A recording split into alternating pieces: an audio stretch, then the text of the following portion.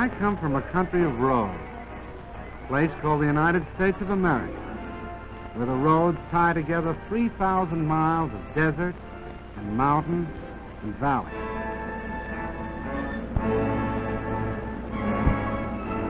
Because of the automobile, Americans who live 100 miles from each other are as close neighbors as the man next door.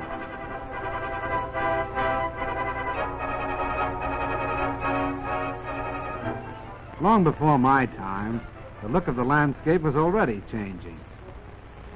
Men were dreaming about new cities of long avenues and wide spaces to live in.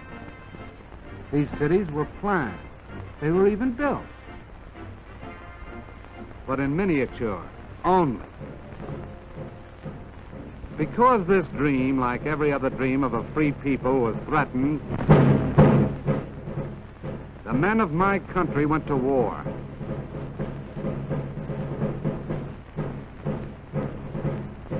The automobiles of the times of peace were stopped. They were stored away for the duration.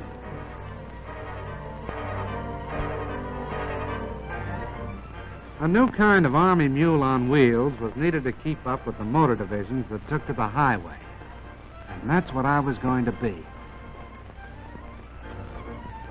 The job of figuring me out was given to the automobile industry. Every year, men like these had designed a new and more beautiful collection of cars. These new models were presented like debutantes at auto shows that were the social events of the season. In the hands of these experts, there was no telling just what I might turn out to be. A beautiful sedan, maybe, with all the gadgets and devices. A handsome roadster. Maybe a peacock. They worked on me and worked, and finally, here's what came out. Can this be an automobile, men wondered? Looks more like a four-wheel Beetle, one of them said.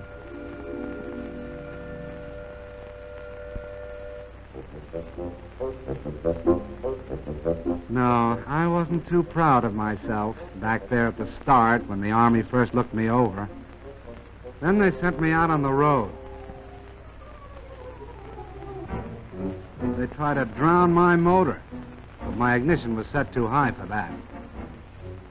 They tried to break my back on roller coaster roads. When I held together, it looked as if the Army and I might somehow get along, because they gave me a nickname. From the words general purpose, they took the G and the P. They called me Jeep. It sounded more like a noise than a name. Then it really began. I was sent out on maneuvers. This Army was getting tough. Could I keep up with them? Was I good enough? How did I know? All I could do was keep my fenders straight, my gears grinding, and hope for the best.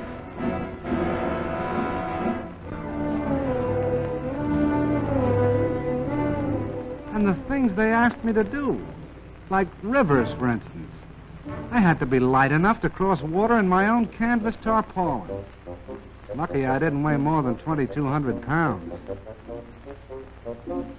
And it was lucky that I wasn't any bigger than 11 feet long and 5 feet wide and 3 feet high.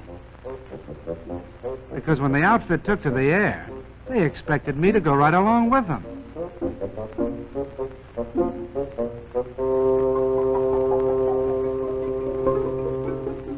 One day it'd be airplanes. The next it'd be a transport glider. And if I wasn't riding in them, I was pulling them up into the sky. Lucky I was 60 horsepower strong.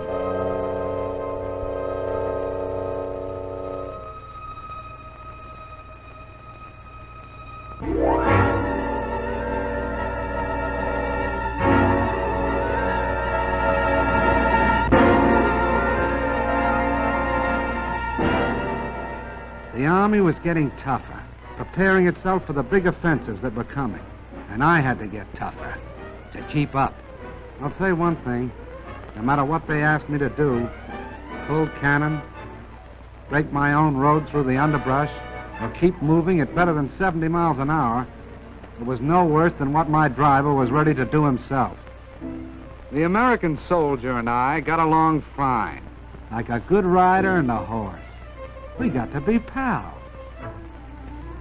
But even so, I had my doubts. Most of the machines around me had proved themselves in battle. I was still on probation.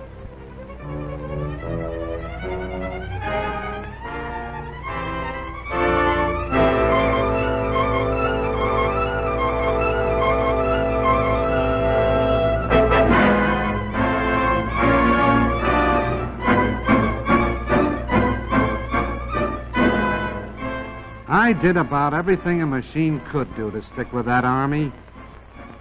I stood up to gunfire and mounted a gun of my own. I laid down smoke to hide the tanks that followed. I helped out wherever I could.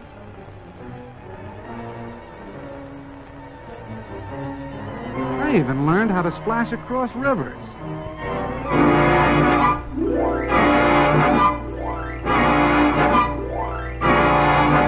With a boat arrangement built around my middle. But I didn't know yet whether I was accepted until all of a sudden I found myself in mass production.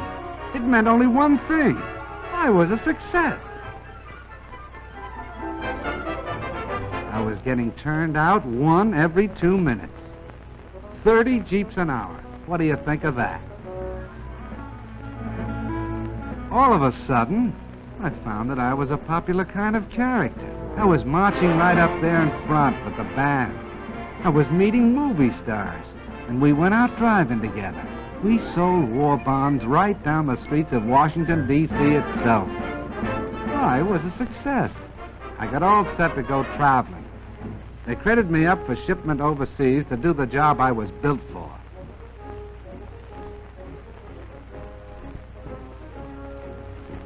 I was sent over by the thousands. And I traveled with the guy I liked best, my pal, the soldier. Wherever he goes, I go. And let me tell you, we land together on a lot of different shores.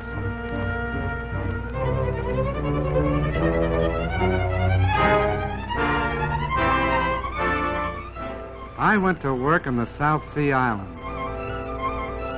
I fought mud in North Africa.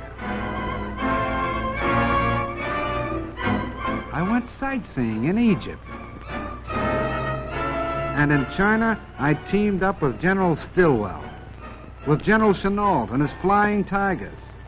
I kept from freezing up in Alaska and from boiling down in Timor. I traveled with General MacArthur in New Guinea. I was a success. I hobnobbed with famous people, like Wendell Willkie, with King George, and Queen Elizabeth. I went out with presidents. I was with Mr. Roosevelt in Casablanca. And I was part of the victory in North Africa. I was a success. But the thing that makes me a success most of all is this. I've made a friend. I mean the soldier. Wherever you see one of us, the other won't be far behind. And that goes for now, when we're fighting together, and for after the war, when we'll be building together. Because the rumor is going around that the Jeep is here to stay.